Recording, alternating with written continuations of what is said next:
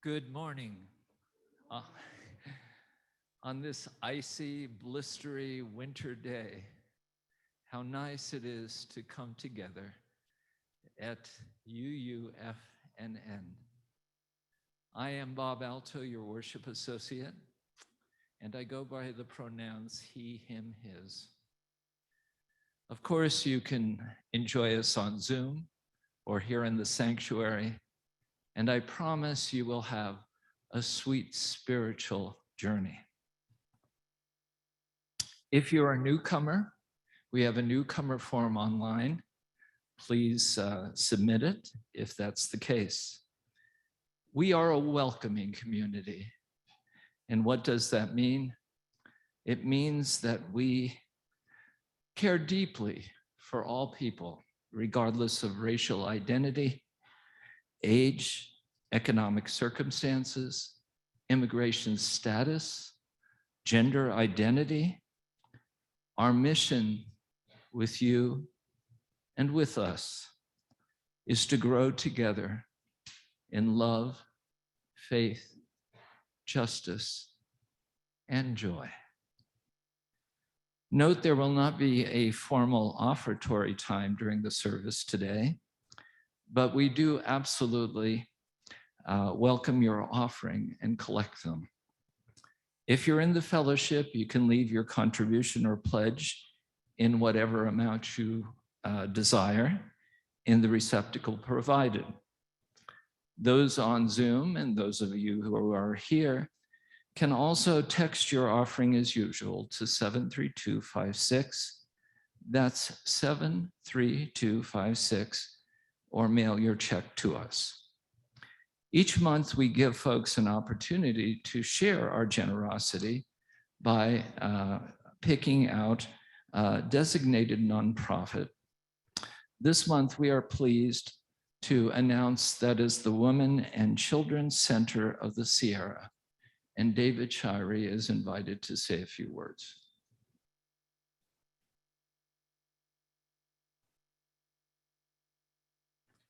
Well, David's outside and he will be coming in shortly. May I continue that we are following protocols as established to keep us safe, and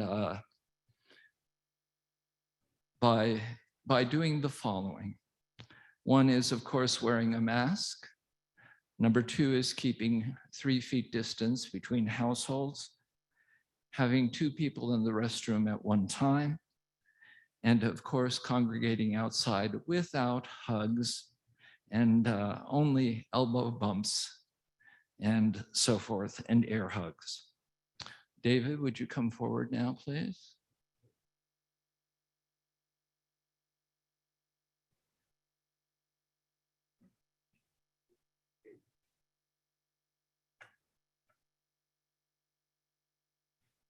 Good morning, I'm David Shirey, and when we went to Wax last week with all of our presents, I remembered something and I shared it with Karen, and I wanted to share it with you.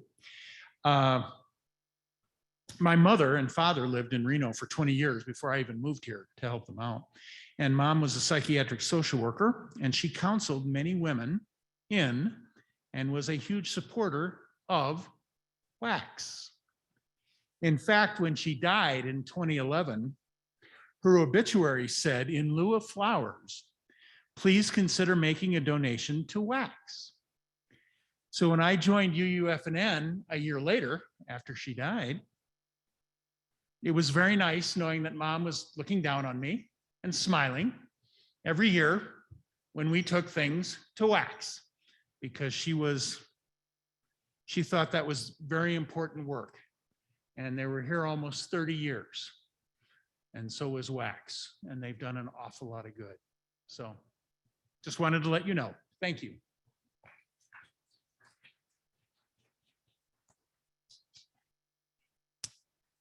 Just so you know, those on Zoom, you will remain muted during the service, but you can put your comments in the chat box, and you can also stay on after the service for coffee time conversations, and of course, Polar Express, or coffee time, in the room or on Zoom.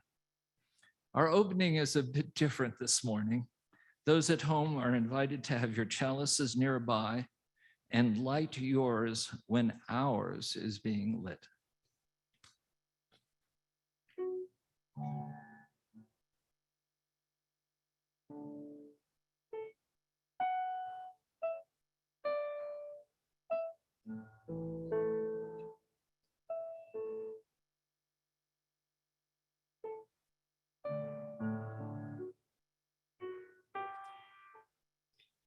Much like the childhood game of musical chairs, we are somehow convinced that there are not enough places at the table.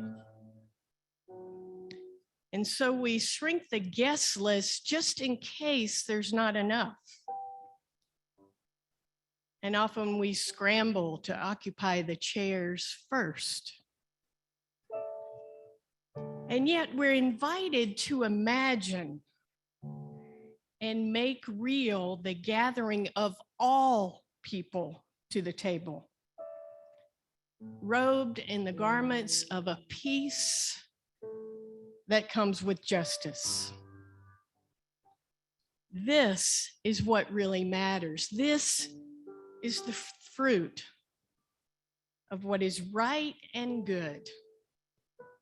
And this is what allows the lonely and frightened spaces within us to be filled once again with the light of hope, the light of peace, the light of joy, and the light of love.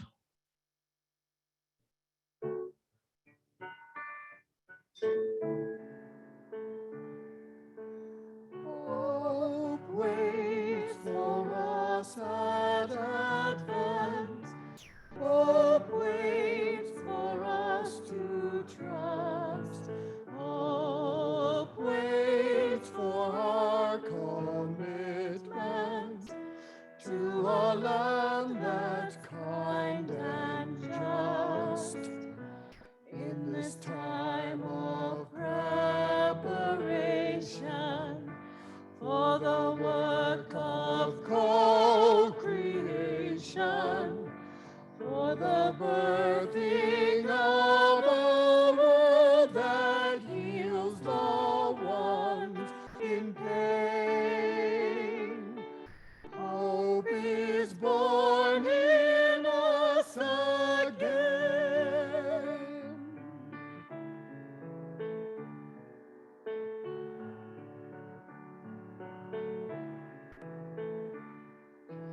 Peace waits for us at Advent. Peace waits for us to rest. Peace waits for our acceptance of the truth that we are blessed. In this time of preparation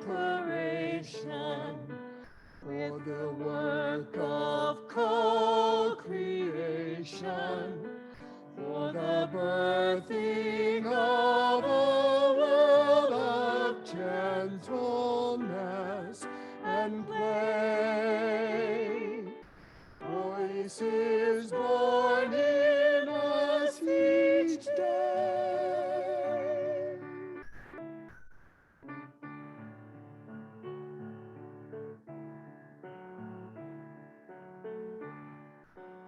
Joy waits for us at Advent. Joy waits for us to sing. Joy waits for our amazement at the grace in everything. In this time of preparation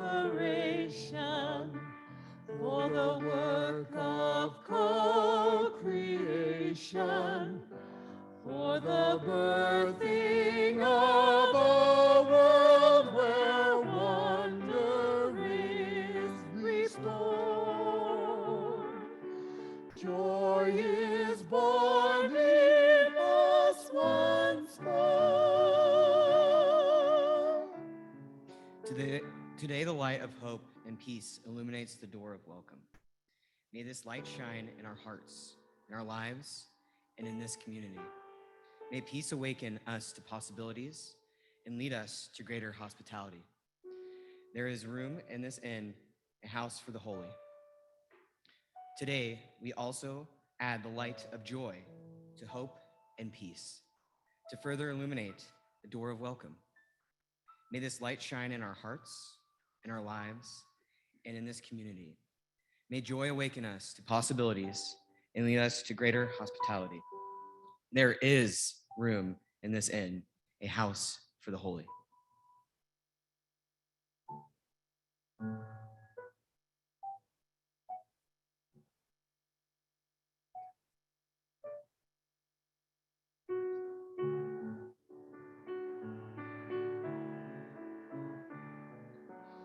Hope waits for us at Advent. Hope waits for us to trust. Hope waits for our commitment to a land that's kind and just. In this time of preparation for the work of co-creation, for the birthing of a world that heals the ones in pain. Hope is born in us again.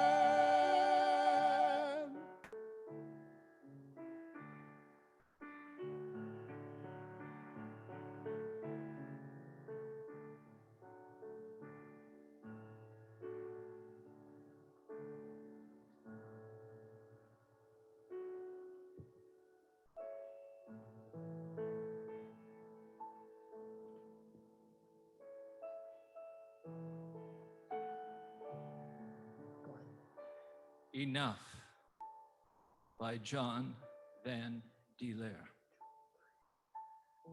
Worry and stress are not hard for us. Oh, love, we do those without thinking. There is always the potential of threat to our security, our comfort, our health, our relationships, our lives. And we foolishly think that we could silence the fear if we just had enough money, enough toys, enough stored away for a rainy day. It's never enough, though. The voice of our fear will not be dismissed so easily, but the small, silent places within us is another voice, one that beckons us into the foolishness of faith, that points our gaze to the birds and the flowers, that in unguarded moments, let our muscles relax and our hearts lean into loved ones. In unexpected whispers, we hear it, calling us to remember your promises, your grace, your faithfulness. And suddenly, we discover it is enough.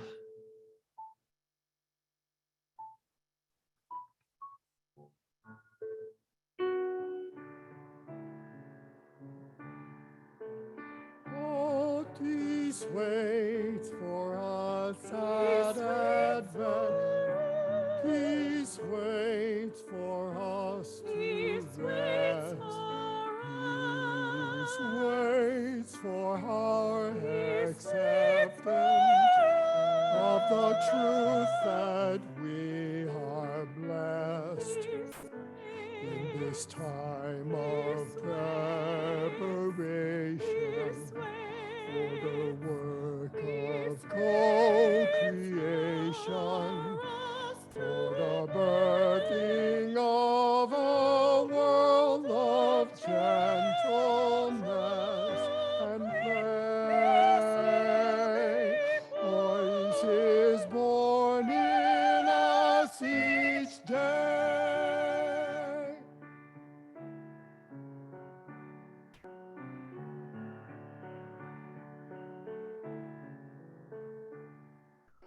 Joy waits for us at Advent. Joy waits for us to sing. Joy waits for our amazement at the grace in everything. In this time of preparation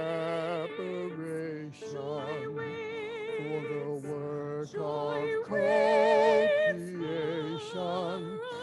for the birthing of a world where wonder is restored.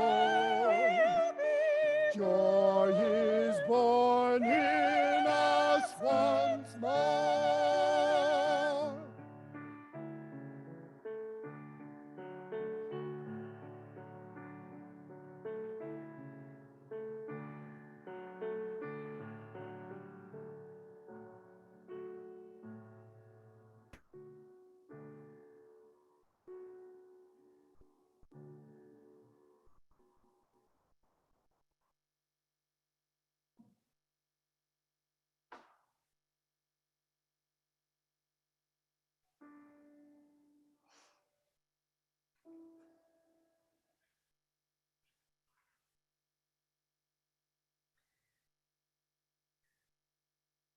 Like the childhood game of musical chairs, we are sometimes convinced somehow that there are not enough places at the table, and we shrink the guest list just in case there's not enough. And then sometimes we scramble to occupy the chairs first. And yet, we are invited to imagine and make real the gathering of all people to the table, robed in the garments of peace that comes with justice. This is what really matters, the fruit of what is right and good. Because this is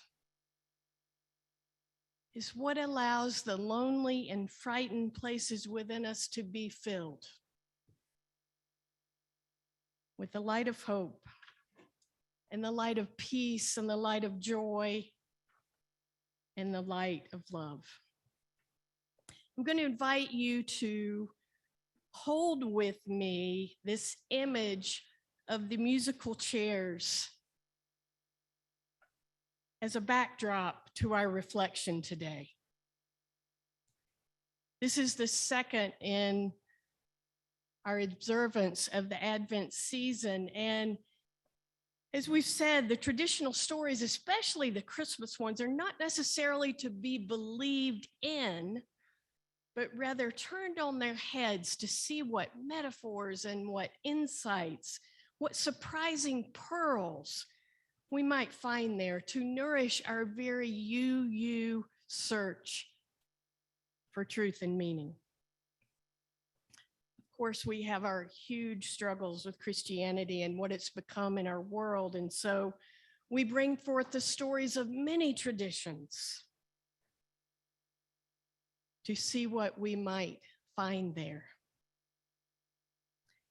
And so last week we talked about the traditional Christmas story and how Mary and Joseph are leaving their hometown to go and register because a census has been declared. And while they're en route, they need to stop as Mary is about to deliver. So they come to this inn and they knock on the door and it's late and they ask for room and they're told there's no room at the inn. And we talked last week about how maybe that innkeeper got a bad rap in this story when maybe he or she was, or they was really trying to be innovative, offering the very most they had to offer. The habitual interpretation of this story is that the innkeeper's approach was one of scarcity. there is no room. When actually, if we look a little deeper and a little more generously and turn this notion on its head, perhaps we see that the innkeeper was actually coming from a place of generosity, giving the very best and the only thing that they had to offer. Scarcity or generosity? It's fascinating that in the original Greek of Luke's gospel, the word is not inn, but guest room. In poorer homes of the time, the animals came inside. They didn't have a barn. The manger would have been in the living room. So how does that shift when we reimagine this birth as not happening in a barn outside because there was no room inside, but being born in a cramped house? Because family gets creative in finding room for each other. A guest room that conjures images of warmth and hospitality, of connection and of joy. Scarcity or generosity? When we live with a mindset of scarcity, our world gets very small and we're terrified that there's not enough. So we hoard and we race to jump into one of the proverbial chairs in the musical chairs game. Our world and our mindset are being controlled by externals, by an external world that we have no control over, and we're being reactive to that in scarcity. Because I think what's important to take away from this is something I have come to realize, and that is the opposite of scarcity is not necessarily abundance. I think the opposite of scarcity is generosity. The antidote to scarcity is generosity. We're not our best selves when we view the world with a lens of scarcity. Where scarcity is external, generosity is internal. Its impulse and intention is within. It is something we can control. We can't control the external, so when we find something we can control, we darn well latch onto it, right? We can be a generous people to cure the scarcity mindset that we so easily fall into. We add more chairs to the musical chairs game of life. We offer the guest room of warmth and hospitality when we feel the squeeze of scarcity, which is grounded solidly in fear. It's nothing but fear. We can find even small ways to be generous, to be more expansive. Scarcity says there's no room at the end, period. Negative thinking. Refuting an idea before it can even get off the ground. Generosity thinking says, what can we say yes to? What can we do with what we have? Generosity has a way of multiplying. Scarcity just keeps getting smaller, like the walls are closing in. Scarcity is all about us. Generosity creates connection, moves us out of ourselves and beyond ourselves.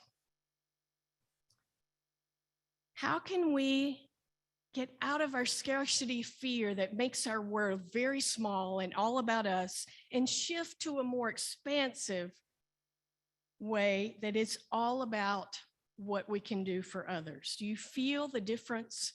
Can you feel that contrast? Scarcity and generosity are embodied concepts within us. We feel it in our bodies. So I'm going to invite us to really exemplify that. I'm going to invite you to take your fists and close them as tight as you can. Squeeze them. Feel your fingernails into your palm. Feel that closed fist. And now try to breathe. Keep clenching.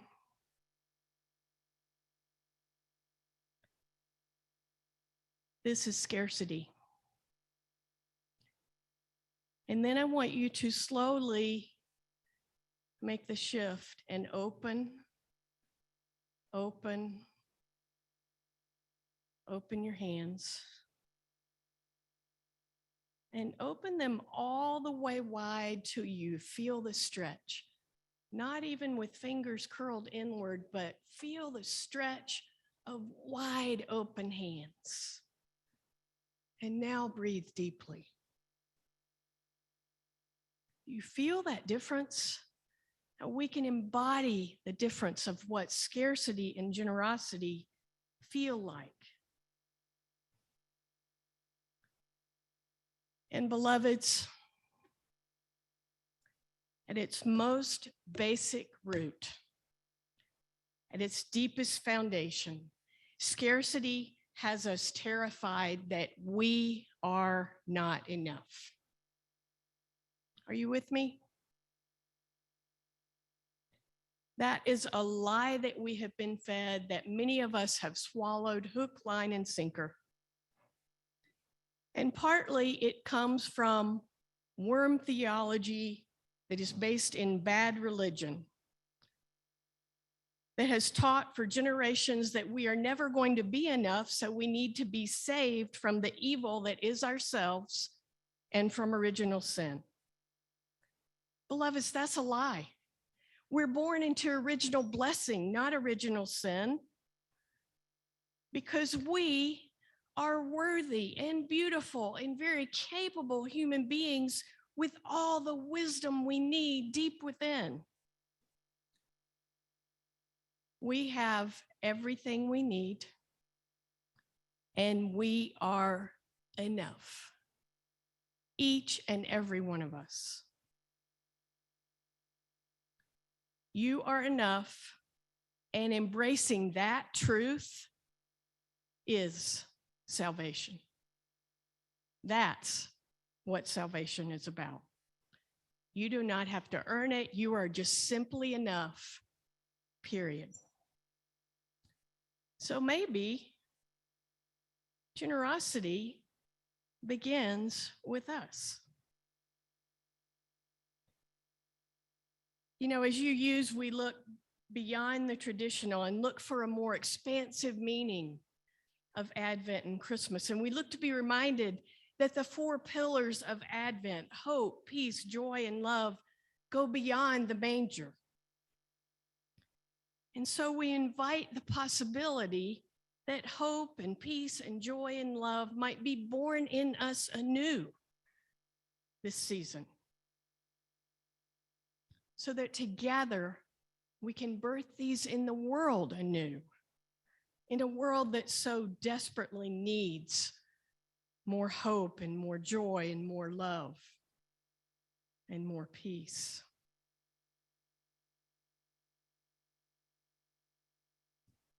It's a perfect time to live into wonder and possibility and generosity. I love that Julie Solaria's visual art that she helped us with for our Advent and Christmas season. The possibility of light being born in us anew. And so it's a perfect time to consider how these might live in us. Last week, I said that there are things we can do. Additional things we can do, as most of us are quite comfortable and privileged. And maybe there are some things that we need to do, that we must do. Who might we open the door of generosity wide to? What might we co-create with love and possibility, with hospitality and generosity? It's a prime opportunity for us to have renewed purpose, to reinvent what it means to be spiritual community, to be church. I shared last week that who are those and where are those we might consider serving? How do we give greater and broader purpose to UUFNN? And I told you I'd been reflecting on the realities that we have a beautiful large campus, very underutilized during the week, and we have the incredible gift and resource of lots of retired folks in community. And I asked you to think with me about this week, to reflect with me, to dream with me.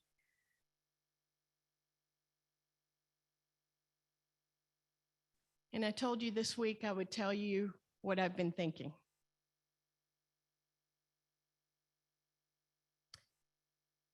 Just right here in our larger neighborhood, there are moms and families living in a reality of scarcity. The moms are not working and cannot work because they can't afford childcare. They are our neighbors, beloveds. When we look with the lens of generosity, they are our neighbors. And I think we might consider exploring, notice I'm saying exploring, offering some free or low-cost childcare during the week to our neighbors here at UUFNN. I've begun to explore this just a little bit, and I'm told there is grant funding available for this sort of thing.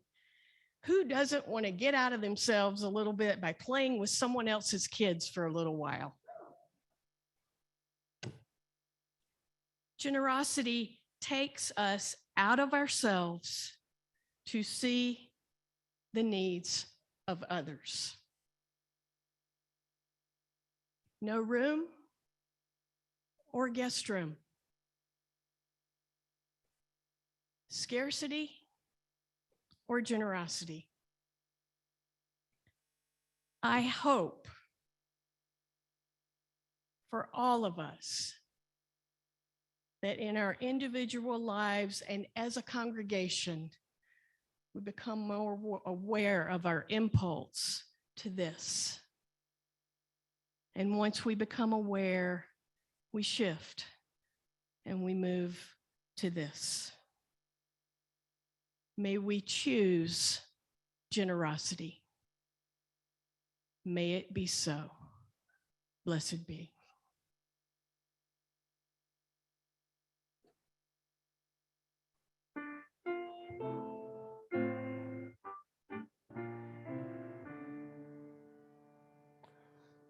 In the gentle of the moon, in the goodness of a star, feel the presence of a home where the crowding shepherds are.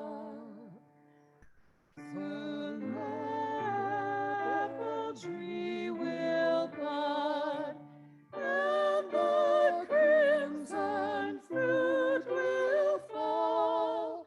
But within the stable shed, there's no thought of that at all.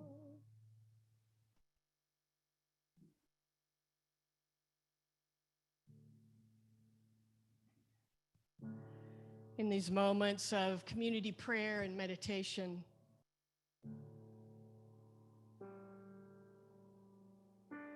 We open the doors of our hearts anew, letting go of all that we do not need to hang on to. This morning, I'm especially grateful for heat that was repaired late on Friday afternoon, thanks to the diligence of Dennis and our HVAC repair folks.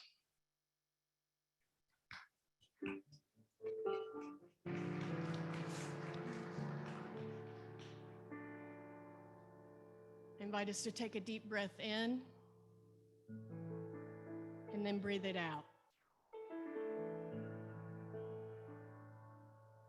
Breathe in love, breathe in forgiveness, breathe out again, inviting peace.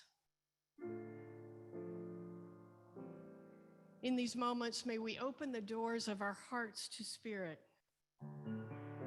inviting us to become more than we can ask or imagine. Take a deep breath in. Breathe out fear. Breathe out scarcity. Let us breathe in courage. Let us breathe in hope.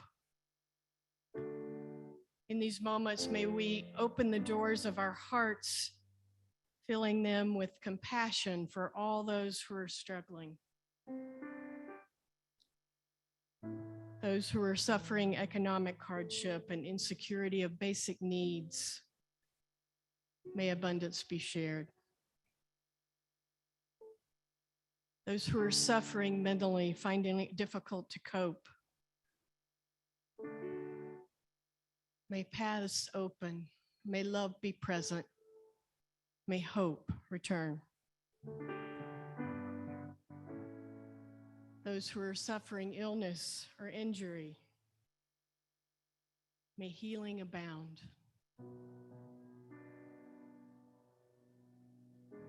Those who are suffering loneliness and isolation, may companionship and solace arrive.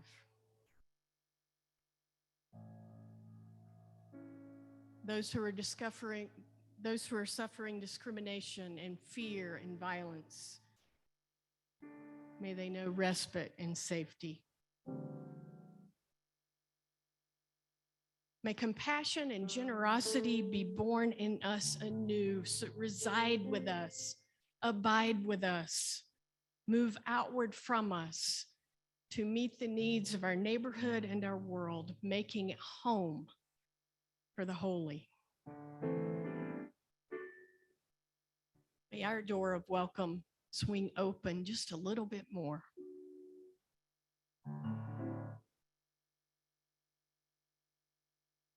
May Spirit lead us into possibility and hospitality, making room in the end, making that inn a warm guest room.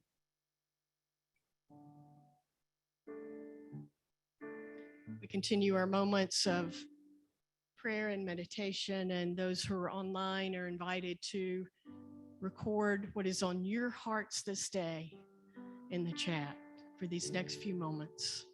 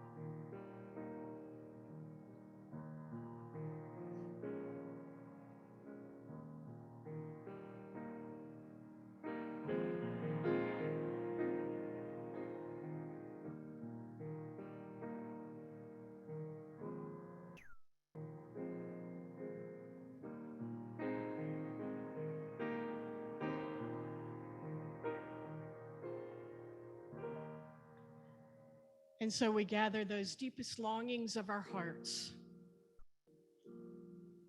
those unspeakables that are held in such deep places there are no words. And we gather them together and we hold them as one in the heart of love.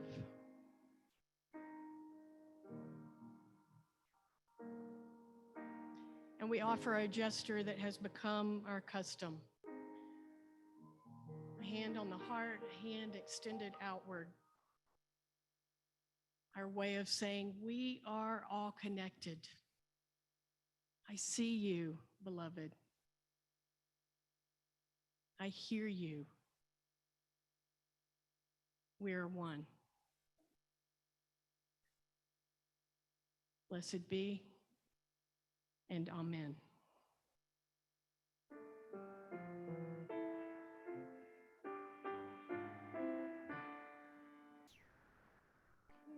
In the gentle of the moon, in the planet of a star, feel the presence of a hope where the crowded shepherds are. Touch the treasure of the faith that the mythic distance here. See the measure of a love, omniscient down the air.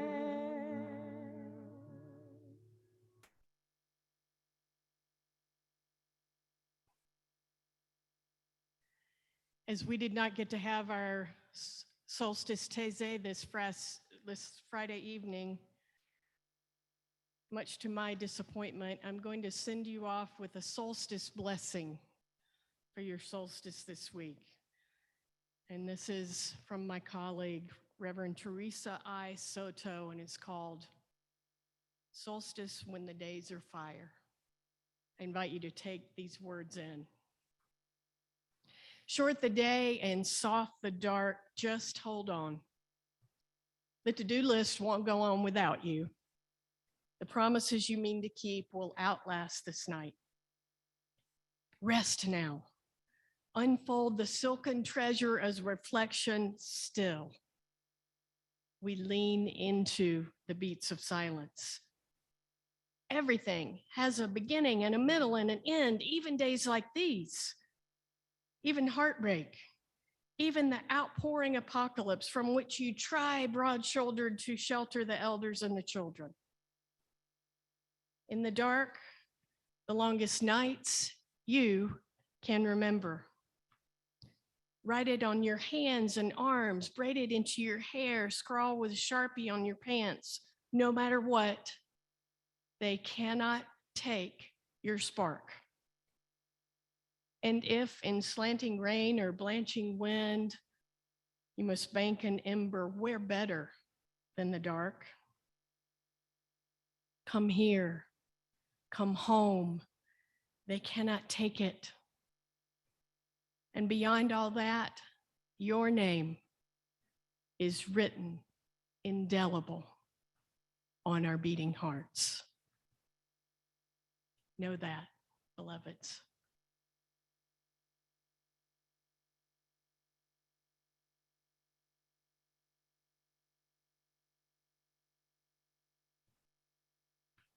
Good morning. My name is Daniel Panato. I'm currently serving as the recording secretary of the Legacy Fund Committee. And as a follow-up to the presentations that have been made over the past couple of weeks, I wanted to stop in just for a brief moment to make a quick little thank you to all of those who have been past donors to the Legacy Fund and to those who have responded generously to our current invitation. As you know by now, the money that is given into the Legacy Fund and the fund in general is used for future ongoing projects not for the current operations of the fellowship, as important as those things are. So we really appreciate this chance for you to give and for us to be able to project into the future some of these hopes and ideas that come up that we might not even contemplate at this time.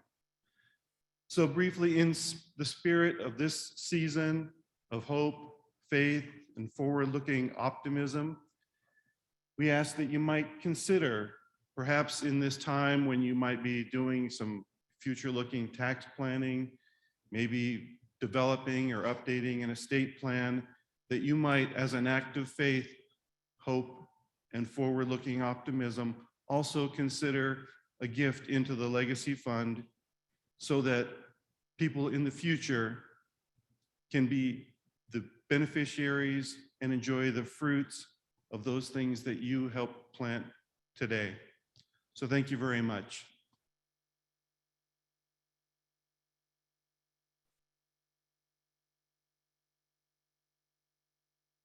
I want to thank you so much for joining us today here in this room and on our Zoom broadcast as well. It is so good to be together in whatever way that we come together. When I spoke a few moments ago about reaching outside of these walls, outside of ourselves to explore the possibility of offering some childcare here during the week on our campus, if there was any part of you that said yes inside, or we probably should explore that, or anything along those lines, or here's some things we should consider, I would love you to be part of the conversation that explores the feasibility of that. You can just drop me an email and say, I'd like to be part of exploring that with you to see what might come of that. Just drop me an email and we'll start to talk about it. As part of our COVID protocols, as has been mentioned, we do not pass the plate for an offering just yet.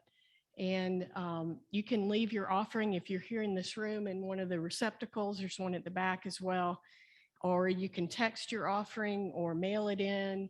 Lots of choices. And our Share the Plate partner is WACS, the Women and Children's Shelter of the Center, Women and Children's Center of the Sierra. So we thank you for your generosity so much.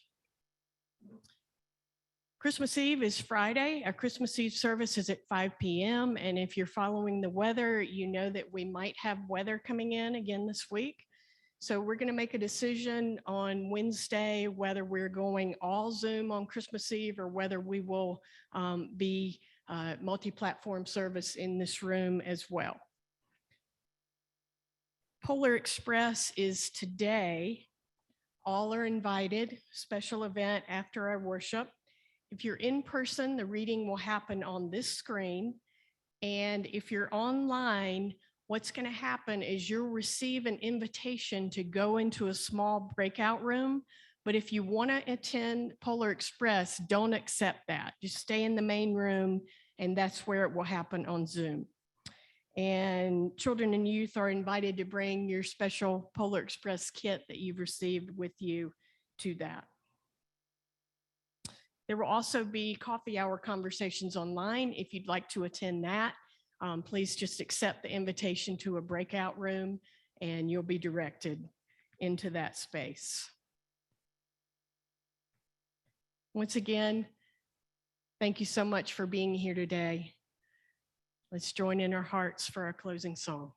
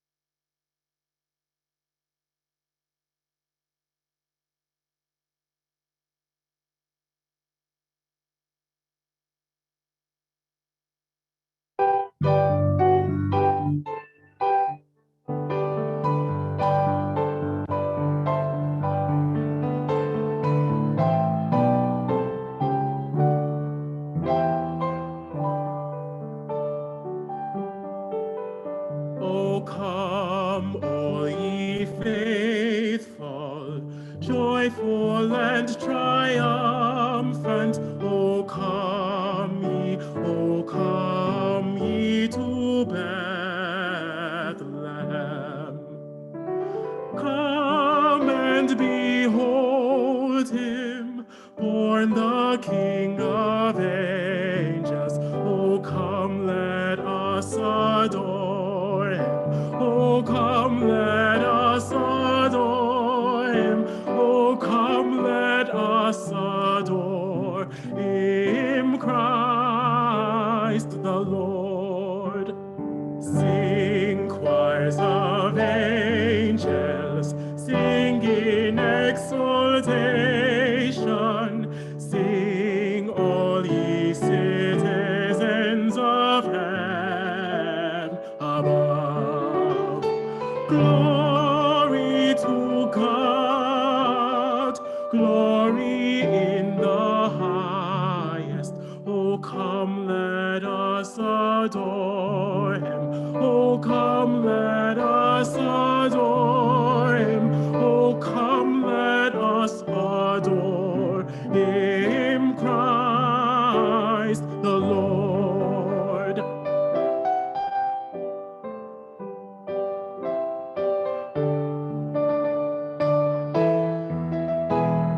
Yea, Lord, we greet thee, born this happy morning. Jesus, to thee be all glory again. Son of the Father, now in flesh appearing. Oh, come, let us adore him. Oh, come, let us adore him. Oh, come, let us adore him, Christ the Lord.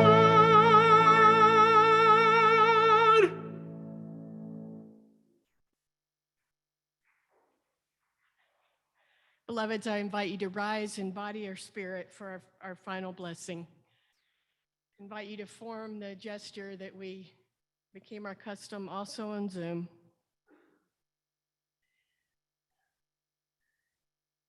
Beloveds, know and believe this. You are beloved and you are enough. May we take our clenched hands when we're not even hardly aware. May we become aware. And may we open our hands wide. May we choose generosity over scarcity, time and time and time again. Blessed be, amen, and namaste.